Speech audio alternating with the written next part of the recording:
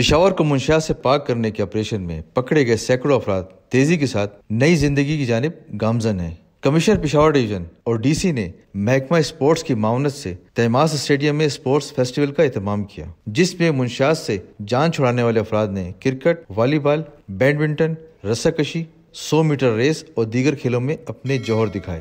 میں آئس کا نشہ کرتا تھا سر، اور پہلے 2012 میں پڑھ رہا تھا، الیکٹریکل ڈپلوما کی ہے میں نے سر، جو فیسی کا بھی برابر ہے، اور 2012 میں پشاور ٹیکنیکل بورڈ ہم نے ٹاپ کیا تھا، صدر گلبرگ ٹاؤن میں۔ ان میں میرے دودھ کی کاروبار تھی سر، 2-3 دکانیں تھی ہمارے پاس، تو یہی تھا، کم عمری میں پیسے زیادہ تھے سر، اس وجہ سے مستی کی وجہ سے ہم نشے پہ آ گئے سر۔ اور نشے کی کیفیت کچھ ہے کہ ایک بے غیرتی نشہ ہے، ایک لعنتی نشہ ہے سر۔ جب انسان اپنی عزت ختم کر سکتا ہے، اپنے کپڑے اتار سکتا ہے، اپنے غیرت پہ داؤ پہ لگا سکتے تو وہ نشہ کرے سر۔ اس کے بعد جو ہے میں مرنا پسند کروں گا، لیکن نشہ کبھی بھی نہیں کروں گا سر۔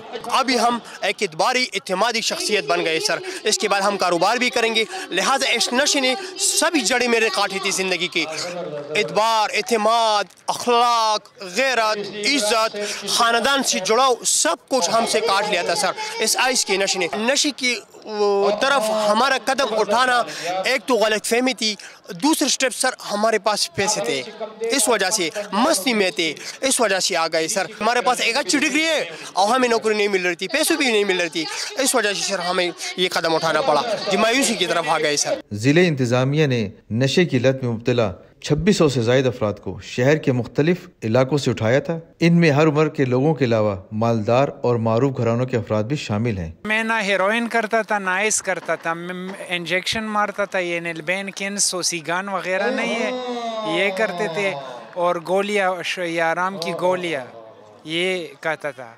میں اپنے پرانے والے نشئی دوستوں سے بالکل نہ ملوں گا، نہ کوئی تعلق رکھوں گا، بلکہ اسے حوالہ جتنی کوشش ہوگی میں اسے اس کی نشاندہی کروں گا کہ اسے کنٹرول کیا جائے اور پکڑا جائے۔ سر جی جتنے بھی نشئی تھے اور میرے دوست تھے وہ چوری کرتے تھے، کبھی روڈ سے جنگلا، کبھی کہاں سے جنگلا، کبھی کہیں سے، تو وہ تو بڑی گندی زندگی ہے اور میں ان سے نفرت کرتا ہوں۔ میرے 3 بچے ہیں اور پھول جیسے بچے ہیں، آپ انہیں دیکھو گے سر جی تو آپ بتاؤ گے کہ یہ آپ کے بچے نہیں ہیں۔ اب میں ان کو اتنا مس کرتا ہوں کہ سوچ بھی آپ نہیں سکتے۔ میں ابھی نشے کے بجائے اپنے بچوں کے ساتھ پیار کا نشہ کروں گا۔